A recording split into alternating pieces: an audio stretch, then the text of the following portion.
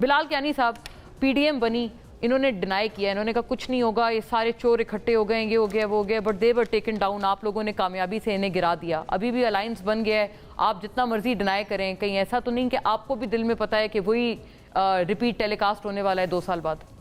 जी बिस्मिल्लाहिर्रहमानिर्रहीम, बहुत शुक्रिया जी अपने शो में दावत देने का। Pleasure always always. जी देखिए, बात यह है कि पहले आप देख लीजिए पीटीआई का पिछले चंद माह में हमने पहले सुना छोटी ईद से पहले कि अब आप देखिएगा छोटी ईद के बाद अवाम सड़कों पे आएगी, मुल्क गिर एहतजाज होंगे। छोटी ईद आई गुजर गई, फिर बड़ी ईद से पहले मैं ये टॉक शोज़ में हम दावे सुनते थे, इसी तरह क्लिप्स चलते थे कि बड़ा एहतजाज होने जा रहा है, आप परेशान तो नहीं हो रहे, आप ये हो जाएगा वो हो जाएगा। बड़ी ईद आई, बड़ी ईद गुजर गई, बड़ी ईद के बाद कुछ नहीं हुआ।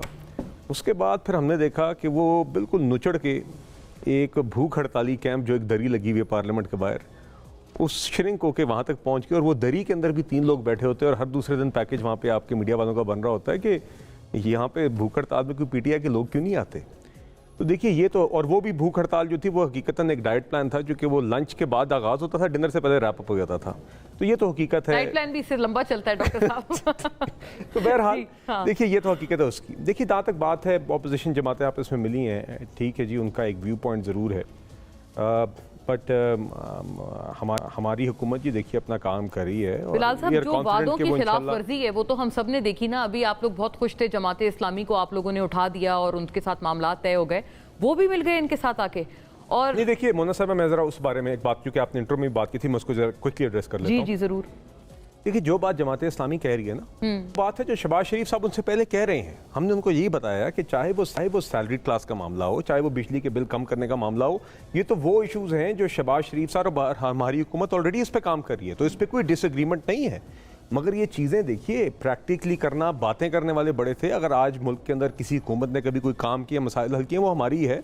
मगर IMF के प्रोग्राम में भी होना एक रियलिटी है। अब चादर देख के पाँव फैलाना भी एक रियलिटी है। इन चीज़ों को प्रैक्टिकली किस तरह करना है, अपने खसारे भी हमने कम करने हैं, अपनी आमदन भी बढ़ानी है, टैक्स नेट वाइडन भी करना है, बिजली के सेक्टर के अंदर इनएफिशिएंसीज भी कम करनी है ताकि नर्क नीचे आ सके। नर्क भी इस तरह चुटकी से नीचे नहीं आते। साहब यही बातें तो आपको PTI वाले बताते थे कि ये कोई जादू की छड़ी नहीं है। आप उस वक्त कहते थे नहीं, हम महंगाई मुकाओ, मार्च लेकर निकल रहे हैं। बात यह है हकीकतन, अगर हमारी हुकूमत उस टाइम पे ना आई होती तो यहाँ पे श्रीलंका वाले हाल हो गए थे जो खान साहब कर रहे थे। मतलब कि बिल्कुल मैं I can go into the history, किस तरह उन्होंने अपने IMF प्रोग्राम को तोड़ा, फिर सबोटाज किया, फिर तैमूर झगड़ा और शौकत तरीन की ऑडियो लीक्स हैं, किस तरह दे इंश्योर्ड कि हमारा एक हाई रिस्क ऑफ डिफॉल्ट हो जाए, वो एक अलग बात है। मगर आज भी हुकूमत, मैं जानता हूं कि जो भी बिजली सेक्टर के अंदर मीडियम और लॉन्ग टर्म मेजर्स के अलावा इमीडिएटली जो रिलीफ फराम कर सकती है उसके ऊपर काम हो रहा है। कुछ तो वो ऑलरेडी फराम कर चुकी है। जिस तरह अभी आपने देखा 50 अरब रुपए की एक सब्सिडी दी ताकि 200 यूनिट तक जितने भी घराने हैं जो आपके 80% पाकिस्तान के घरेलू सारिफीन है कि उनके नर्क में बिल्कुल इजाफा ना हो।